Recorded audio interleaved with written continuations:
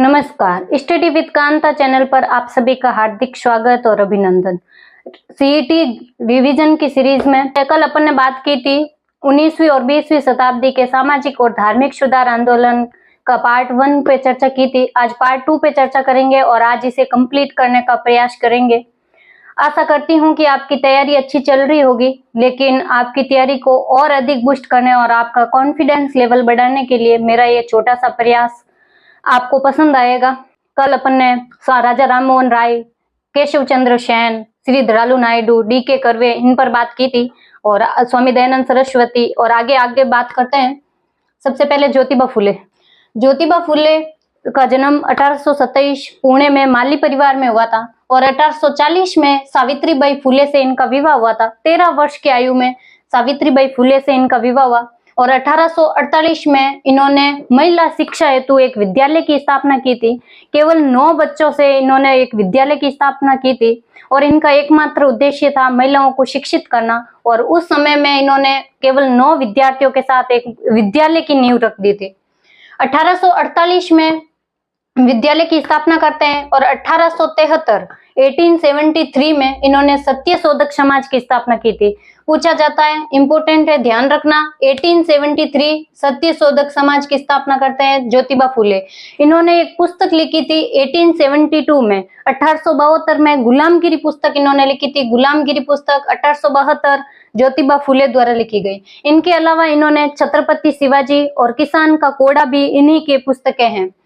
छत्रपति शिवाजी, किसान का कोड़ा और गुलामगिरी इनकी प्रमुख पुस्तकें हैं। आगे चलते हैं। पंडिता रमाबाई। पंडिता रमाबाई, इन्होंने इनके 3 फैक्ट्स याद रखने हैं। सबसे पहला तो कि इन्होंने आर्य महिला समाज की स्थापना की थी, आर्य महिला समाज। इसके अलावा इन्होंने 2 सदन की स्थापना की थी, शारदा सदन और मुक्ति सदन। शारदा सदन तो महिला शिक्षा के लिए और निराश्रित महिलाओं के लिए मुक्ति सदन की स्थापना की थी। महिला शिक्षा के लिए शारदा सदन और निराश्रित महिलाओं के लिए मुक्ति सदन, ध्यान रखिएगा। इसके बाद है राधाकांत देव। राधाकांत देव का एक ही फैक्ट याद रखना है आपको, वो जिन्होंने कलकत्ता में धर्म सभा की स्थापना की थी और ब्रह्म समाज का विरोध किया था इन्होंने और सती प्रथा का समर्थन किया था। ध्यान रखने वाली बात है कि ब्रह्म समाज का तो ये विरोध कर रहे हैं और सती प्रथा का समर्थन कर रहे हैं और धर्म सभा की स्थापना कर रहे हैं कलकत्ता में राधाकांत देव। ब्रह्म सभा की स्थापना, ब्रह्म समाज का विरोध किया और सती प्रथा का समर्थन किया है इन्होंने, ध्यान रखिएगा। गोपाल कृष्ण गोखले। गोपाल कृष्ण गोखले जिन्होंने सर्वेंट सोसाइटी ऑफ इंडिया, जिसे भारत सेवक संघ कहा जाता है, Bharat Sevak Sangh servant society of India की स्थापना की थी और 1905 में की थी, पुणे में की थी सर्वेंट सोसाइटी ऑफ इंडिया, जिसे भारत सेवक संघ कहा जाता है। ये क्वेश्चन पूछा गया है और ध्यान रखिएगा, आगे भी पूछ सकते हैं तो इसको ध्यान रखिएगा। और इसमें सदस्य थे पूछा गया है तो थोड़ा इसके डिटेल में जान लेते हैं कि इनके सदस्य थे B.N. राव, अलादी कृष्ण स्वामी अय्यर। ये नाम कुछ जाने पहचाने लग रहे होंगे, शायद राजनीति विज्ञान में आप पढ़ते होंगे। प्रारूप समिति में भी और प्रारूप समिति का ड्राफ्ट तैयार करने में B.N. राव, बेनेगल नरसिंह राव का नाम आता है और प्रारूप समिति के सदस्यों में अलादी कृष्ण स्वामी अय्यर का नाम आता है। हृदयनाथ कुंजरू NCC की स्थापना में इनकी भूमिका रही थी और MC शीतलवाड़ ये इसके प्रमुख सदस्य रहे थे सर्वेंट सोसाइटी ऑफ इंडिया के। इसके बाद में 1921 में ये बनारस अधिवेशन की अध्यक्षता करते हैं गोपाल कृष्ण गोखले। ये इनको महात्मा गांधी का गुरु भी कहा जाता है कि 1921 में बनारस अधिवेशन की अध्यक्षता की है और सर्वेंट सोसाइटी ऑफ इंडिया की स्थापना करते हैं। इनके बारे में इतना ही ध्यान रखना है आपको। और उसके बाद आता है स्वामी विवेकानंद। इनका नाम तो आप सभी जानते होंगे। इन्हें तूफानी भ्रमण करने वाला साधु कहा जाता है।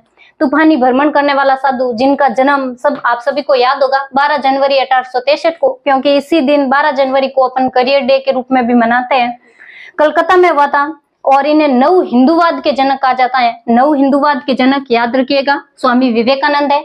और इनके गुरु थे रामकृष्ण परमहंस, जिनका मूल नाम हालांकि गदाधर भट्टाचार्य था, गदाधर भट्टाचार्य। और इनके गुरु रामकृष्ण परमहंस, जिनका मूल नाम क्या था, गदाधर भट्टाचार्य। इन्हें स्वामी की उपाधि दी थी खेतड़ी के महाराजा, राजस्थान में खेतड़ी है झुंझुनू में, वहां पे खेतड़ी महाराजा अजीत सिंह ने इन्हें स्वामी की उपाधि दी थी। और 1893 में शिकागो धर्म सम्मेलन में इन्होंने भाग लिया था, जहां पे इन्हें सबसे ज्यादा प्रसिद्धि मिली थी। ऑल मेरे ब्रदर्स एंड सिस्टर्स, दूसरे ही दिन हेराल्ड पत्रिका में इनका फ्रंट पेज पे इनका पूरा स्पीच छपा था। और हेराल्ड पत्रिका में वो कहते हैं कि भारत जैसे देश में धर्म प्रचारकों को भेजना मूर्खतापूर्ण लगता है। तो इससे आप अंदाजा लगा सकते हैं कि किस तरह का इनका व्यक्तित्व रहा होगा।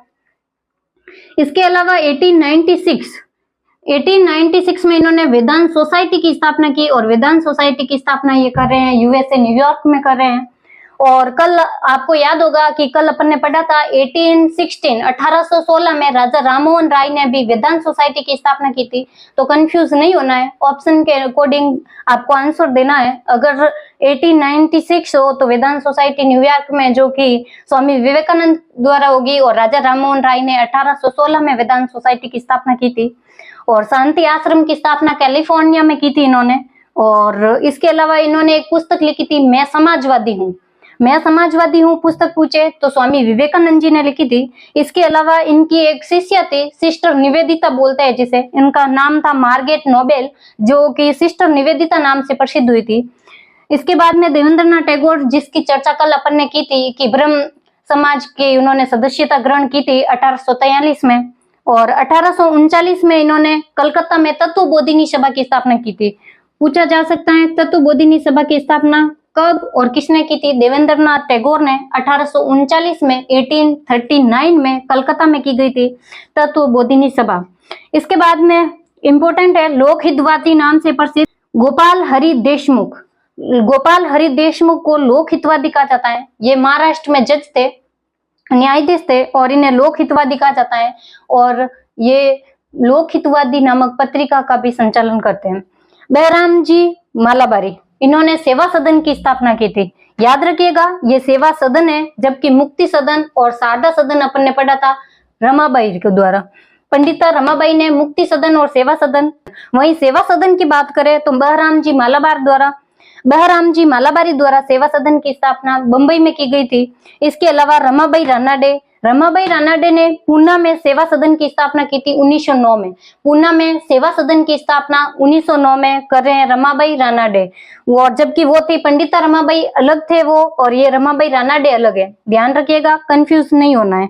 मदन मोहन मालवीय ने अखिल भारतीय महासभा की स्थापना की थी, हरिद्वार में की थी इन्होंने ये स्थापना। अखिल भारतीय महासभा की स्थापना किसने की थी? मदन मोहन मालवीय ने, ध्यान रखिएगा।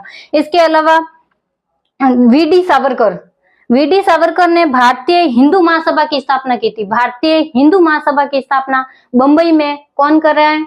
वीडी सावरकर। तो ये थी जानकारी आज की, और अपना ये टॉपिक कंप्लीट होता है। 19वीं और 20वीं शताब्दी के सामाजिक और धार्मिक सुधार आंदोलन अपन ने कंप्लीट चर्चा की है, और कंप्लीट कंटेंट मैंने आपको प्रोवाइड करवाया है। जिस टॉपिक को करवाने में शायद 4-5 घंटे लगते हैं, जिसे करवाने में मैंने 20 या 25 मिनट लिए होंगे मुश्किल से। आप बार बार इसे देखिएगा, रिवाइज करिएगा, गारंटी लेती हूँ कि इससे शायद क्वेश्चन बाहर ना जाए। तो कैसी लगी आपको आज ये क्लास? कमेंट जरूर करिएगा, लाइक करिएगा, अपने दोस्तों के साथ शेयर करिएगा। और 12th लेवल वालों, आपके भी नोटिफिकेशन आउट हो चुका है, एग्जाम आपके भी नजदीक है, तो पढ़ाई शुरू कर देना अगर नहीं की है तो। चलते हैं फिर अगली क्लास में नए टॉपिक के साथ। धन्यवाद।